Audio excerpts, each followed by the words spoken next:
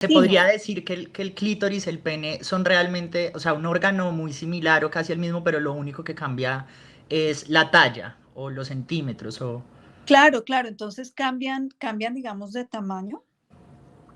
Obviamente hay muchas personas que nacen con, y animales también, no solo esto, digamos, yo estoy diciendo personas, pero lo he visto también en los animales, Ujú. que hay hembras que tienen clítoris más grandes y hembras que tienen clítoris más pequeños, y hay machos que tienen penes más grandes y machos que tienen penes más pequeños. Pero hay, Voy a seguir diciendo eso, que soy una hembra con un clítoris muy grande. exacto, exacto, y eso ¿quién te lo va a contradecir? O sea, lo Mucha que gente pasa me es lo va que a contradecir y en fin, pero y es muy chistoso bueno, además porque cuando yo conozco una persona, por ejemplo, tú y yo hasta ahora nos estamos conociendo, yo no tengo ni idea qué está detrás de tu ropa. O sea, los genitales no son la manera en que nosotros nos presentamos en el mundo.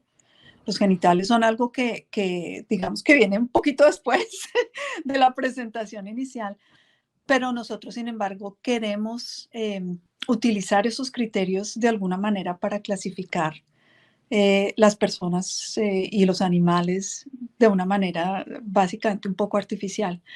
Em, hay una distinción que sí es una distinción que se presenta en algunas especies, y es que en algunos mamíferos, por ejemplo, el pene tiene la doble función de servir para orinar también y para eyacular. Mientras que el clítoris solamente sirve para pues o el orgasmo, digamos, porque no es eyaculación, pero orgasmo, pero no funciona para orinar. Pero eso solamente en algunos mamíferos. En muchos otros, la uretra va por el clítoris también de las hembras. o sea, me imagino que además de esas dos funciones, pues también está la del placer, o sea, que no es solamente el sexo biológico, o sea, como para reproducir y que haya diversidad, sino el placer. Entonces quería preguntarte, pues aprovechar ahí para preguntarte, ¿por qué crees que no se ha estudiado tanto el clítoris y los órganos genitales como la vulva? ¿Y cuál crees que ha sido ahí tu aporte?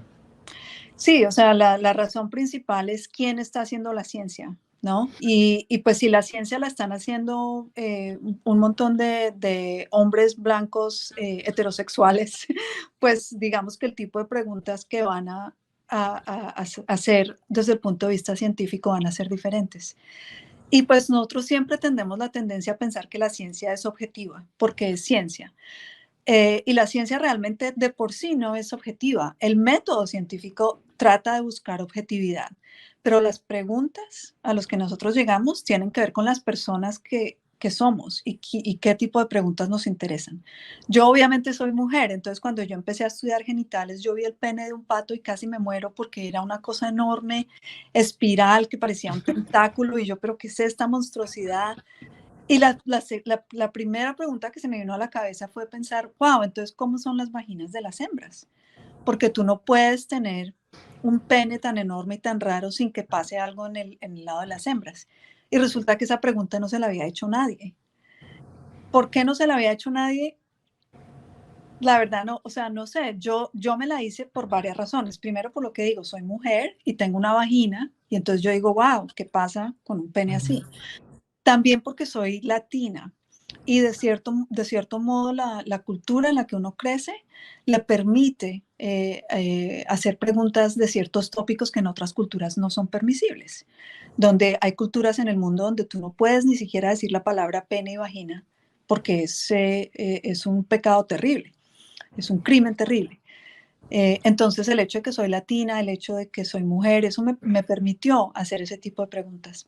Y esa es la clave por la cual es absolutamente crítico que en la ciencia abramos esos espacios para la diversidad, porque por ejemplo ahora también tenemos muchos científicos que son queer, que son LGTB, no sé ni cómo son las iniciales en español, pero bueno, Tranqui. pero el cuento es que porque cada persona pregunta cosas en la ciencia de acuerdo a nuestra experiencia.